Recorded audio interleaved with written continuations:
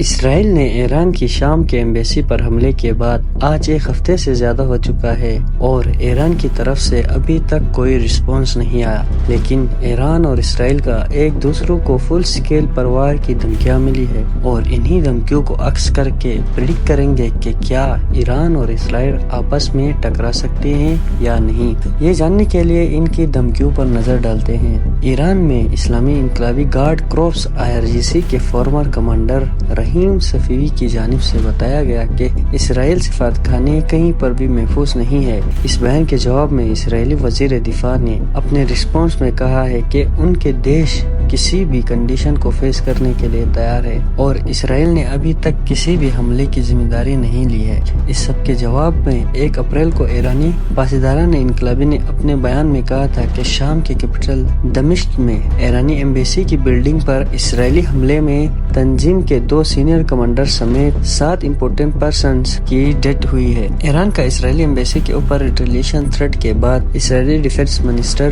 You gland نے response statement میں کہا ہے کہ ان کی کنٹری کسی بھی پاسبل انوائرمنٹ میں ریٹیلیشن کے لیے ایک دم تیار ہے۔ کہا جاتا ہے کہ اسرائیل اور امریکہ نے اپنے فورسز کو الرٹ کر دیا ہے اور وہ ایران کی طرف سے ہر حملے کا رسپانس دینے کی تیاری کر رہے ہیں۔ ایرانی کمانڈر رحیم صفوی نے بھی وداؤٹ ریفرنسنگ اینی سورس یہ کلیم کیا ہے کہ اسرائیل نے کل تک مصر، جارڈن، بحرین اور ترکی سمیت 27 ایمبیسیوں کو بند کر دیا ہے اور کہا ہے کہ یہ سب ایران کی وجہ سے خوفزدہ ہونے پر کیا گیا۔ اسرائیل اس انفارمیشن کو ریجیکٹ کرتے ہوئے کہا ہے کہ اسرائیلی ایمبیسی صرف ہائی الرٹ پر ہے اور کوئی ایمبیسی ابھی تک ہم نے بند نہیں کی ہے۔ اور ساتھ ہی IRGC کے فارمر کمانڈر اور رہبر انقلابی اسلامی کے سینئر ایڈوائزر نے مزید کہا ہے کہ رہبر انقلابی نے فل پوٹینشل کے ساتھ اسرائیل کے منہ پر تھپڑ مارنے کا وعدہ کیا ہے اور کہا ہے کہ ہم ریزسٹنٹ فرنٹ تیار کر چکے ہیں، بس ہمیں اچھا موقع کا انتظار کرنا ہوگا۔ اس سے پہلے بھی پاسداران انقلابی کے کرنٹ کمانڈر حسین سلمی نے یوم القدس کی سرکاری ریلی کے دوران بھی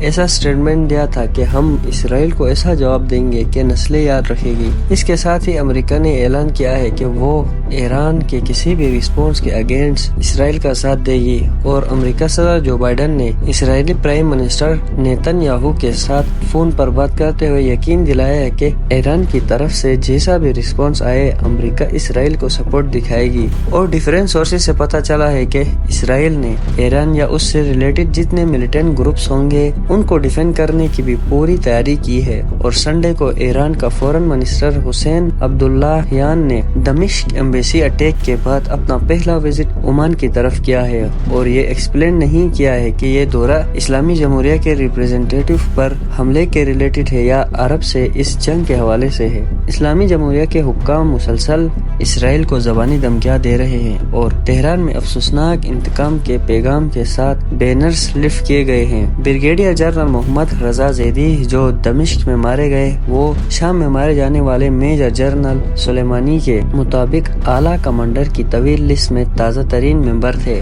IDF اسرائیلی ڈیفنس فورسز نے اپنے تمام وار فورسز کی چھٹیاں پوسٹپون کر دی ہے اور اپنے ایئر فورسز یونٹ کے پاور بڑھانے کے لیے اپنے ریزرو فورسز کو بھی بلایا ہے۔ اسرائیلی نیوز پیپر جیروسلم پوسٹ نے ان نون سورسز کے حوالے سے خبر دی ہے کہ دنیا بھر میں اسرائیل اپنے ایمبیسیوں کے خلاف ممکنہ خطروں کے پیش نظر ہائی الرٹ کیا ہے۔ کسی بھی جنگ کو سٹارٹ کرنے سے پہلے دھمکیاں تو دی جاتی ہے پر دنیا بھر میں جتنے دشمن دیش ایک دوسرے کو دھمکیاں دیتے ہیں ان میں پروبیبلی بہت کم امکان ہوتا ہے کہ ان کے درمیان وار دیکھنے کو ملا۔